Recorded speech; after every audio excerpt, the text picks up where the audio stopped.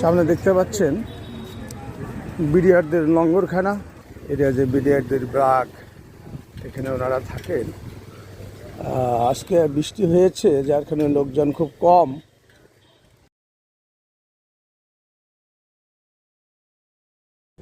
সামনে পদ্মা, এই যেটাই বলে বিডিআর সীমান্তে অবকাশ।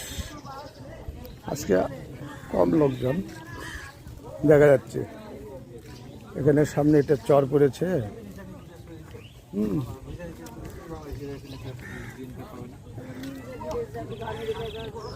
এই যে সামনে পদ্মা নদী দেখা যাচ্ছে ইনশাল্লাহ।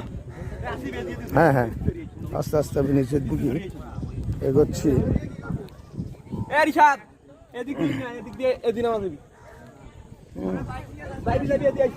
এই যে সামনে যে আমি এখানে দাঁড়িয়ে আছি, এই জায়গাটা 98 সালে আমি ফেঁকি জাল, কেউ বলে তৌরা জাল, নিয়ে সেখানে ফিকাইছিলাম।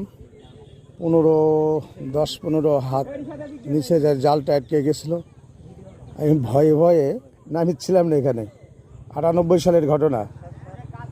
সেই নিজে আমি গামছা পরে ডুব দিয়ে জালটা ছিঁড়ে তুলছিলাম। এখানে খুব সুন্দর বিকেলবেলা মনোরম পরিবেশ।